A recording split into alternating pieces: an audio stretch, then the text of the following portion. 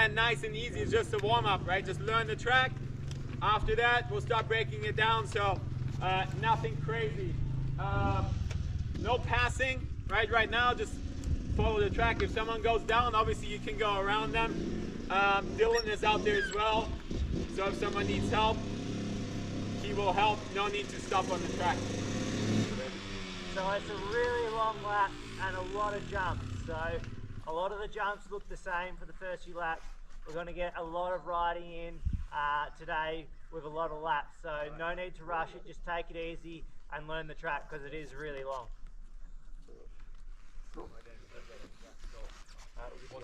Alright, we'll start them up and nice and slowly we'll hop on around this berm and just follow me for a couple laps and then I'll let you go. But just space yourselves out, no need to rush.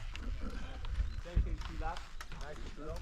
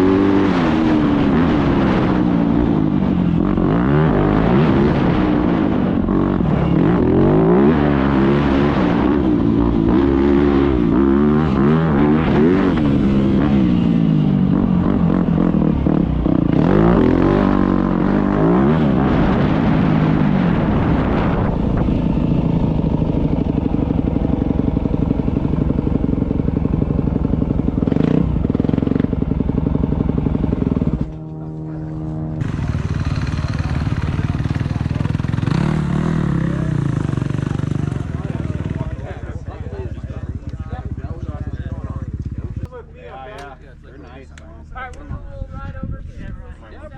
You want to go out? I have a one clutch one. We'll go right into the section. I'll do it about 3 times with you. And then we'll stop. We'll stop. Okay?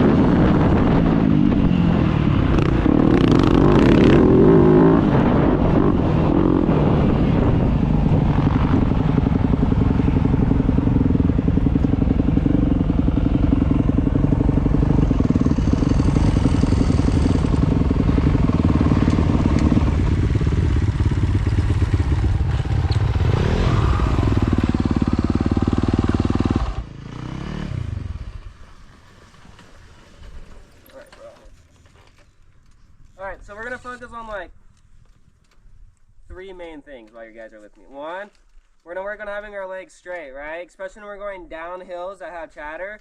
If our knees start to go over our toes, our body weight's going to go over. Granted, it's not like a rough downhill, but if we're at Glen Helen at like 2:30 in the afternoon, those braking bumps get bad, and it's very easy to get kicked over. So we're going to work on having more straight legs. I'm not saying like hyper-extended, but like just a slight bend in them. Because also, like, you can think about your legs being like suspension. If your knees are bent at like close to a 90, you've already used like the most suspension in your knees. So the straighter your legs are, if you hit a hard bump, you have that little bit more flex in you to kind of absorb those bumps. Number 2, we're gonna work on like opening up our turns. This is why I have those yellow markers, because the more left you come, you can either stay outside or like at the yellow markers cut over to the inside. Same thing with like with this turn. The more left you come into it and cut over, the more you can carry momentum. Like if you guys ever watch car racing or F1, they're not coming into the very inside at a straight angle and then making the turn. They're coming very wide and then they dive bomb to the inside. So that we're gonna work on that. And then like these turns are tight, and like that little turn behind the hill is tight. So like when you get to the apex, which is like the sharpest point of the turn, if you start to look at the exit, your body's weight's gonna carry it, because anywhere your head goes, your body weight's gonna follow you. Got it? Any questions? All right, I'm gonna go to the top of the hill. We'll just do that loop, and I'll pull you guys over as a group or one by one.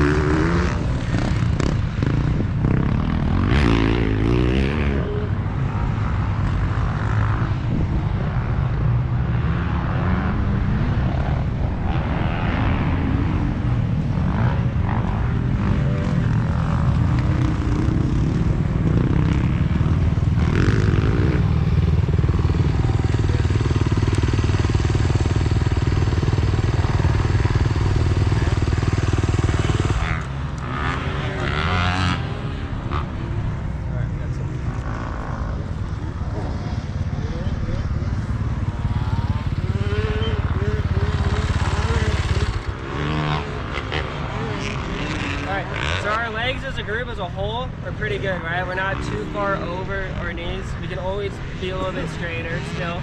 I think I noticed with a lot of you guys though, we're not squeezing with our knees, right? I can look behind you guys going down the hill and I can see a gap of space between your knees and your bike, right? By the end of the day, or like by the time the graphics side is old, you want to be able to like wear it out. Like your graphics through here should be completely destroyed by you guys gripping with your knees, right? The bottom of your seats should start. Okay, is that everyone in your group here? Cool. Alright, let's do it. So, who here has jumped this first jump here? No one? That's okay. So, we're going to break it down into section by section. Like the whole thing from the very beginning all the way up? Yeah, yeah. Okay. Okay, so what I want to see, because we're going to be coming into this with a little bit more speed than we normally would be because we're not doing the turn beforehand, but I still want to see a nice smooth roll of that throttle from the base of that ramp all the way to the top. Even just for this little double, I want to see it on those toes. I don't want to see those knees slide forward, okay? So what I've said to all the other groups is, it all starts from our toes. So if we're on our toes, that means our knees can be in the middle of the bike, gripping with those, like Daniel said this morning, we're a little bit pigeon-toed, so that we're gripping with those knees. That way, we can stick our ass out and we can hinge off our hips. A lot of you guys are letting those knees slide forward, which starts because you're not on your toes. So you let your knees slide forward, and then you're using all these muscles to try and control the bike, and you've got no control over the rear. So if you ever get arm pump, you know when you're riding and you get arm pump on, you know, in a few laps. Oh wait, we've got more.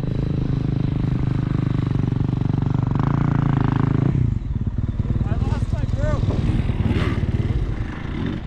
You'll be on the other track, I think. We're on the bed track. Will you be doing the lead? Yeah. Yeah, no, I was the dead track behind you. Oh, sweet. Okay. Yeah. You need your grip?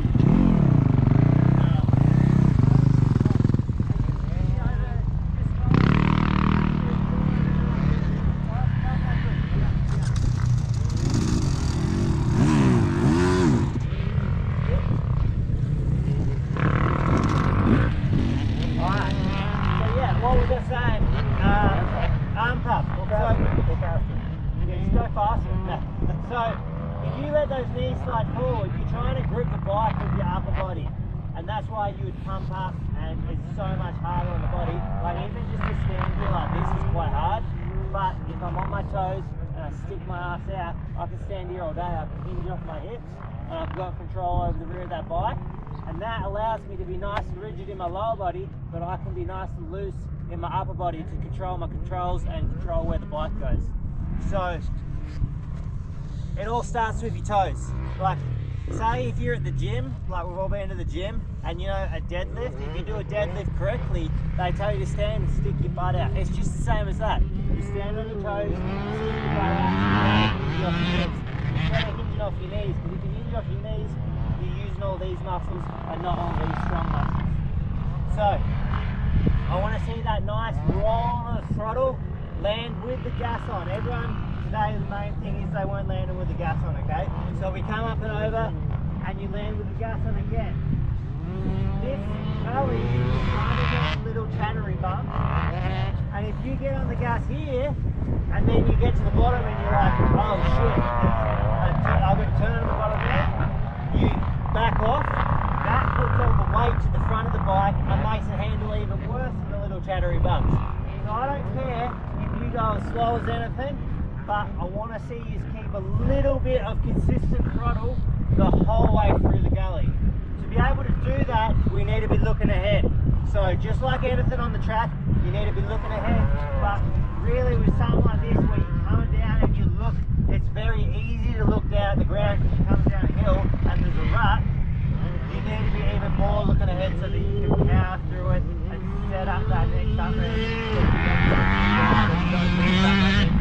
It's all about that through this whole section, because then you got the sweet bit at the bottom, and I don't care how slow you go, I just want to see you have a little bit of consistent throttle the whole way through that turn, and then whenever you feel comfortable, start to roll it on so that you can get that momentum coming up the hill. Now, I may stop this down the bottom if you guys are struggling. but there is ruts, especially on the right hand side there. I want you guys going through those ruts. I know it's easy to square up and miss them, but for this exercise, I don't care how fast we're going. I want to see you guys go through those ruts on the right there, okay? It's like a little bit of a mud bog, and you just have to line them up, look past them, don't look straight down at the ruts, and keep that throttle on and power through, okay? This, like, big floater, I'm guessing no one's jumped it, but you can land wherever, because it's quite mellow. As long as you're in the right body position and land with the gas on, you could land wherever the hell you want, and nothing's going to happen, okay? So the main thing on these two jumps is I want to see you land with the power on, but especially this one, because you're going to be landing on the face of it. I know it's very mellow and nothing's going to happen, but if you land with the gas on, it's going to pull you through it and be way easier on the body here, okay? I'll do just a couple of demos and then I'll show you the loop and then we'll get into it. Is there any questions? We good? Sweet. So I'll do it twice with not jumping and then I'll jump at the last one, but I'll just show you what I want you to do. Even the last group that weren't jumping, they'll go quite high off this second part of it. When you don't, you can almost soak it up so that you stay low and get that. But just notice, I won't get on the gas too hard because I've got Supercross suspension, so I can't hold it on too hard. But I'll just keep a little bit of throttle the whole way through so that I don't unload that bike and put all the weight to the front.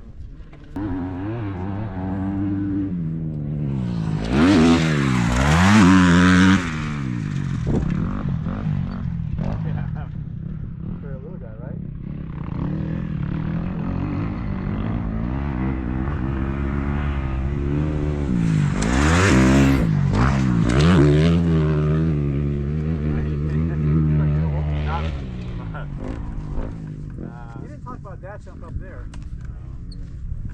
It's a table up there, right?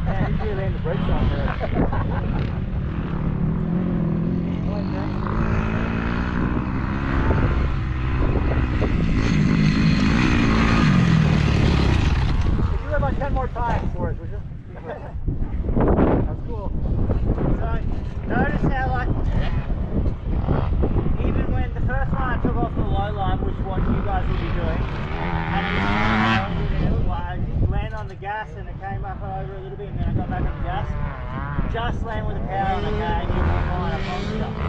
Because even the second one, I took off on the high side and I landed, and it was a hard landing, but as long as you land with the power, it's fine. Is there any questions?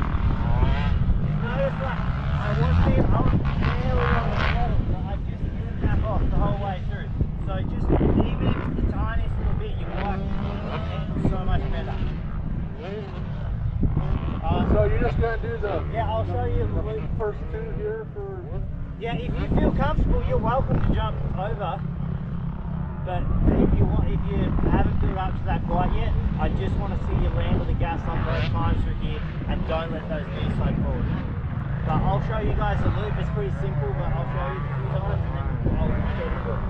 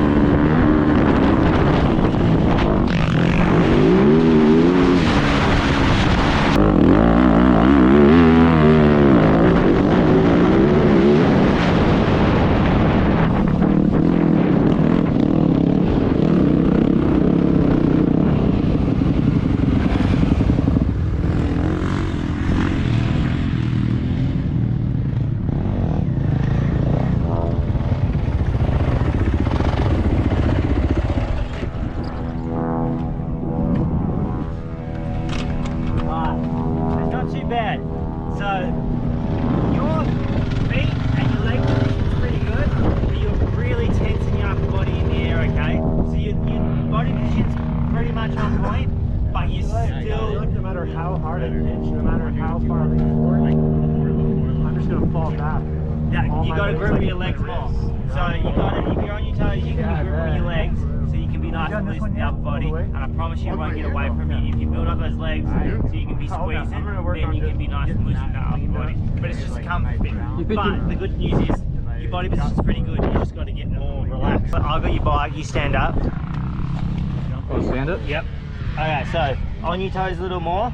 See how your knees are like a little bit further forward. So see how you're straight up here. I want to see you stick your ass out and be able to, yeah, like that. Get those elbows up and get that weight forward. See, and be gripping with that bike. So right now you're letting those knees slide way forward, but it's starting because you're on your arches of your feet in the air. So start on those toes, get those knees in the middle of the bike, and then that way we can hinge forward and not let those knees slide forward. Because right now you're doing that and you're letting those knees slide forward, and that way like the rear sometimes kicks out in the air. What do you mean doing this? So you're coming through the air and you're trying to jump with the bike. Oh. So let the bike do the work. So your throttle just needs to be a nice smooth roll on, and if you got those nice straight with a very slight bend in those knees, you'll come up and through the air quite nicely. Whereas right now you're standing on the arches of your feet, and in the air you're letting those knees slide forward and you're getting real defensive in the upper body. So we want to always be going forward with the upper body, but right now it's almost like you're getting defensive and straightening those arms. Okay. Well, if he's in trouble, I'm really in trouble. Yeah, you weren't too bad. So you especially, I need to see you shift up and down. So, like, if he's ever ridden at like Glen Helen or something, you know how sometimes you pop off the top of the hill as you're coming down, you sort of jump off the top. Sometimes I'll just shift 2 gears up to 5th, so that your bike's just like got no drag on the motor at all. Same as this. If you're coming in like a low gear, like a 2nd or a 3rd or whatever on 250, if you back off, it already puts weight on the front, but if you're in a low gear, that engine brake puts even more weight on the front, so you're trying to come down a hill with little bumps, and that's why the bike handle's so shit. So, I need to see you go up a gear, but a lot of you just try that. If you can't, even if you just cruising down there, it'll help you be able to keep that little bit of consistent throttle the whole way through, because the bike won't be so herky-jerky because you're in a low gear. Just try that. Like, if you're ever on a rough straightaway where you've already got momentum and it's really rough and the bike stands around, just try to go up a gear. That way the bike won't be so bound up and it'll handle a lot better. But let's just focus on that. Your body position's good. We just need to get you can go faster. So that's you know, one part of my body called sphincter. But yeah, so let's work on that. Just even if it's the tiniest little bit, smooth throttle the whole way through, and let's try and go up a gear. If you feel like your bike is in too low of a gear, especially you, let's go up a gear. Because even on the other part of the track, you can go up a gear and not rip. I'm doing this bottom here on 3rd. Do you think that this is for 5th? Your bike's lugging, like you're in a like high gear. You're good. Okay. Yeah. How's everyone going with the ruts down the bottom? If you stay on the inside, it's fine.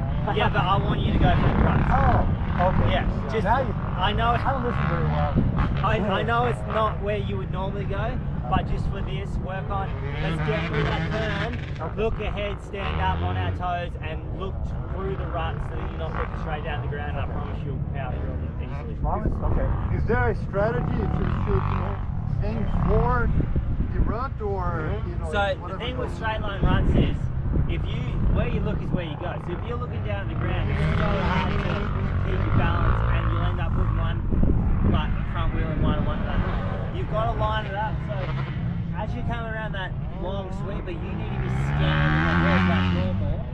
But once you get to those ruts, you still need to be scanning ahead, just because it's like having to jump on the track out of a corner, and you're just so focused on the jump, you're not thinking about the corner. It's the same as those ruts, they're just another obstacle. You need to be scanning ahead just as you would in a normal corner with no ruts, so that you're prepared, you've lined it up, and you can just keep the power on. So if you're coming around that corner and you've got a consistent throttle, because it's quite a nice open turn, you should be looking ahead, and as you see those ruts, you go look past them and you roll that throttle on and power through them. Because they're quite boggy, those ruts, you need to be on the gas, power through them. Whereas if you're a little bit scared or defensive, you shut off the throttle, then that puts the weight to the front, you hit the boggy stuff that slows you down anyway, and then you're all fucked up because you're in. But do you like actually ruts. need to hit one, or if you just stand ahead and as you come around the corner, you need to pick a rut. Like, I promise you, if you pick your rut and look ahead towards the end of it, you'll get through it. Like, you need a line. It's the same as you're coming into the corner and you're going for that inside rut. You put your bike in there because you're looking ahead and that's where you're going. Yeah.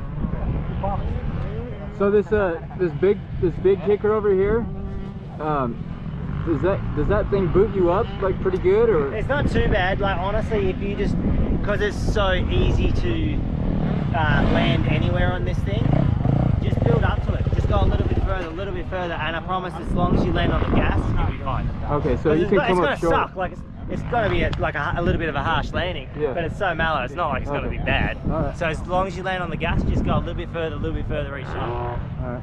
He ran out of gas. Oh, I figured you might have run out of gas. I filled it up before we started. Yeah. We went through a whole tank of gas. Yeah, I was thinking I wasn't going to use it because I've got to run race gas in it. I was like, holy shit, I've used a fair bit today. You are letting your knees slide forward in the air. So stay on those toes and get those knees in the middle of the bike and stick that bum out. So right now you're straightening them arms in the air and you're letting those knees slide forward. Okay, so keep them in the middle of the bike, keep that body weight going forward and your ass going backwards, and then that way you won't get that straight arm, knees forward. Alright, let's get back into it. Is there any more questions? I do have one. Yeah. On this jump on the backside here, I'm feeling like, I'm taking off, and my rear is sticking into the outside. Okay. Why Is there maybe you're hitting a rut on the arm ramp or something like that? Are you going off the high line or the low line? The low line. Oh, okay.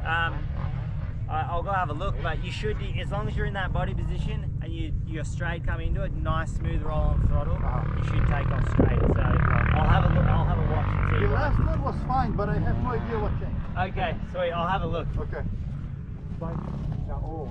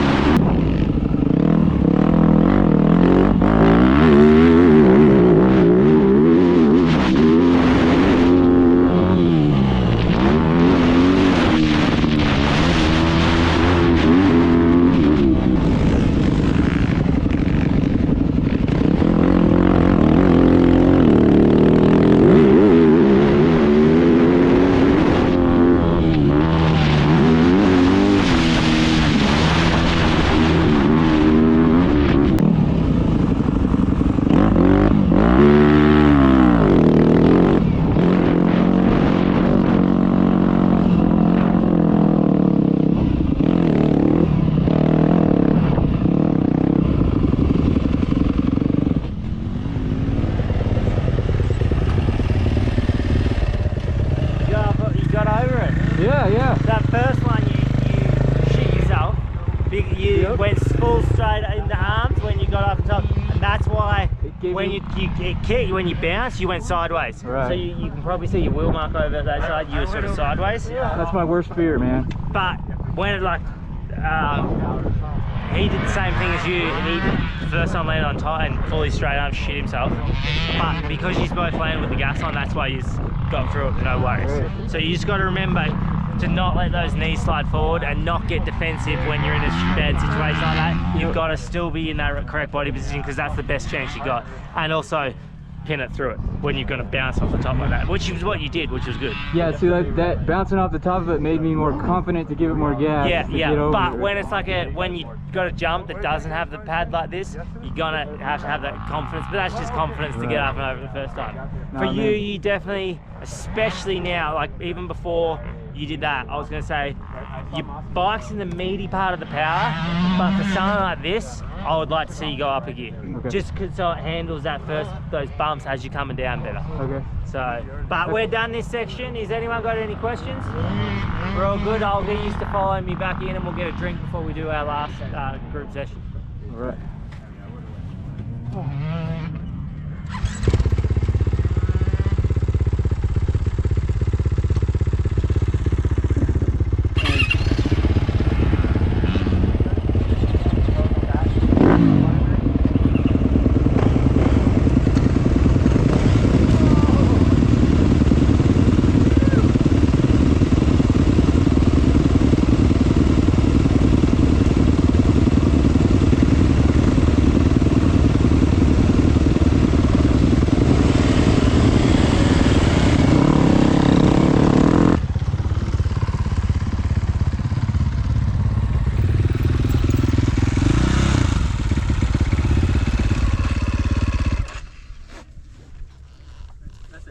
Alright, how you guys feeling? A little tired. Yeah? So you guys came from Dan, correct? Or Connor? The Aussie dude. Short Aussie dude. Oh, okay. We're doing a step up. Okay, so you came from Dan. Got it. Alright, so over here, it's gonna be, we have a couple turns and a couple little jumps, so we're gonna work on pretty much the cornering. So through those couple laps, all you guys were pretty good through here, like standing. We may try and fix a little bit through the whoops. That would help overall standing also. And then we're gonna work on, like, you know, when to brake, let go of the brakes, and then like get into the corners, sitting in the corners. So we're gonna start basic, get you guys feeling a little flow on this section. So we're gonna put two things together, I guess three. So in this case, let's say I'm doing a left-hander. So I'm coming in, obviously I'm looking ahead. So before you get to a corner, you're already looking in the apex. By the time you get to the entrance, you're looking at the exit. You're in the apex, the middle. You're already, like, best example is the long corner down there by the parking. When I'm in the middle of that corner, my eyes are already on the lip of that jump. So that's how far ahead you should be looking. Also, through a fast corner like that, the more you focus on the top of the berm, the more chance you get closer to the top. The more you look through the corner, obviously, it's like stable. You're not so hesitant and wonky coming through, and helps you get to where you want to go, not where you want to go. So, looking ahead, and then we're gonna do the leg. So, you don't have to put the leg out. You can ride with your feet on the pegs at all times. Yes, deep ruts is gonna be a different story. Yes, we don't have any ruts out here today. But through corners, there's only two ways to do the leg. It either stays here on the peg tight, or it goes up high and trying to touch your toe to the tip of your fender. And then also, I can't get my hand in between my leg and the bike right now. Bless you. So you want to keep that thing tight. So it's not out here, not down here. It's either here or here. And then also, let's say you keep the leg, you know, your leg on the peg. Same thing. I don't have a gap in between my knee and the bike. You're not riding a little crotch rocket going through the corners, right? Keep that thing tight. And then also weighting the outside peg. So coming into the corner, you would push with your inside to initiate the turn, but then as soon as you start leaning and turning, if I kept all my weight in the inside peg, I would eventually push the bike out from under me. If I'm doing, in this case, my hand's doing a right-hander, if I put all that weight to the inside, it's gonna push out from under me. So, yes, you still push to initiate, but as soon as you get that lean, all the weight to the outside, now when I put weight down, my hand goes to the ground, right? So that's what it's doing to the tires. That's gonna help you gain more traction. So like I said, we'll work on those three things. So looking ahead, getting that leg up high, and weighting that outside peg. Ready? Any questions? Good? All right, that will be our section 2. So just hop off. Oh, if some of you don't hit the double getting off, try and keep your best, keeping a big like a decent size, because you know we're getting doing a left turn there, so if one doesn't jump, I don't want the second guy come in T-bone. So, you know, watch your spacing there. Which one is that? Where we turn onto the Oh. flat here, I guess. Okay. We're in like the infield. So yeah, be careful with that little double. Okay. Ready? Yep. Go for it.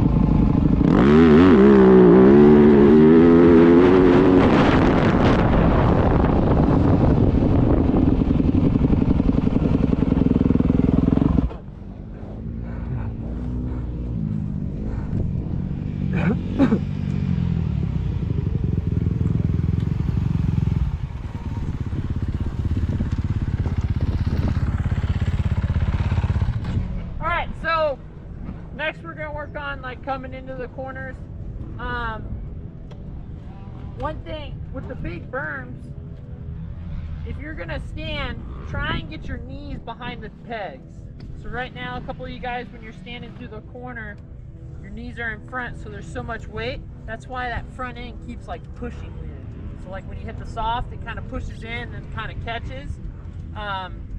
Just you got so much weight in the front because your knees are in front of those pegs. So let those heels drop, get those knees behind the pegs, and then pivot down at your hips. Keep those elbows at like the 90. That will really help that. But the next thing we're gonna work on is gonna be sitting into the corner. So we're gonna work on sitting, you know, right as the berm starts, and then rounding out that corner. So we're gonna roll as a group over to the big berm in the shade there, and then we'll pause over there.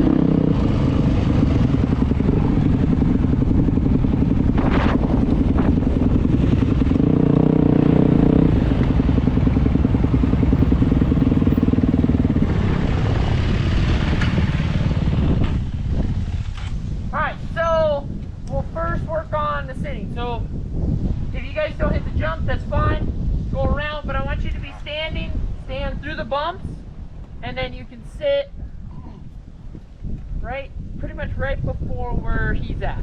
I'll sit on that side. I'll be off the track, so when you get to me, I want you